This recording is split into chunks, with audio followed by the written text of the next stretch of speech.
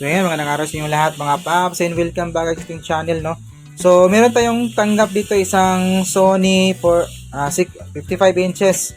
So Android TV. Then yung may-ari kasi nito, pumunta muna dito sa shop, nagtanong siya na pwede ba daw pa-second opinion yung TV niya kasi dinala niya to sa service center. Tapos yung sabi ng dun sa service center, papalitan na ng buong LCD panel kasi LCD panel yung may problema. Tapos kinokota na siya ng 35,000 yung buong screen. Sama na labor daw. So sabi ng may-ari, parang namahalan siya. Kasi kung bibili daw siya ng bago, makakabili daw siya sa presyo na yon ng bagong TV. So sabi niya, try niyang pasok kay second opinion dito, baka sakaling magawa. Then kung hindi naman, bibenta niya na dito sa shop na bilang scrap. So pero pa-check niya muna kung kaya pa sa repair. So ngayon ginawa natin, tinanggal na po natin, marami na po tayong mga tinanggal dito, yung frame niya, ayan. Kasi ginawa natin dito is nag-isolate po tayo, hinang natin yung right side natin, naka-display po yung kabilang side, pero meron po siyang vertical bar lines and nagkakaroon siya ng fine lines. So ginawa natin dito is nag-block po tayo ng mga clock signal swapping voltage dito sa may right side natin kasi andito yung may problema. So ito na po yung naging resulta. Ayan, naka-display naman siya. Iangat natin ng konti kasi merong mga screw dun sa baba sa ibabaw, baka malaglag. So ito po yung kanyang naging resulta. Ayan, naka-display naman siya.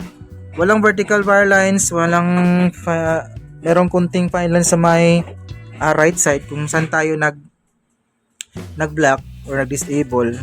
Pero napa-display natin yung unit. Sabihin niyan, kaya pa sa repair yung kabilang side ng panel. Kasi kayong problema ay sa may kabilang side, okay pa yung kabilang side natin. So nagtry ako na buksan yung frame, ayan. Kasi nagkaroon siya ng kunting-kunting fine lines na naman. So ginawa ko dito is nagtry ako na pagdugtugin sana yung mga clock niya. Ayan, ito yung mga clock signal niya. Clock 1 to 8, ito. Ayan. Bilang mula dito sa may kulay gold na yan. Ayan. Pinadudugtong po natin, pero ang problema hindi pala pwede lahat pwede sa ganung paraan, no? Kasi kung pagdudugtungin po natin yung mga clock niya, lalaki pa lalo yung kanyang mga fine lines, klarong-klaro na. So ginawa ko, tinanggal ko na lang at hinayaan ko na lang na blocking yung ginawa natin. Pero tinanggal ko dito, purpose talaga, kung may connecting resistor dito na lang ako mag-removing, hindi na ako mag-blocking. So dito wala po siyang connecting resistor, kundi ang magagawa mo dito is cutting lang dito sa kanyang source scope. Pero pwede naman, ginawa natin na nag-block tayo, nag-okay naman siya.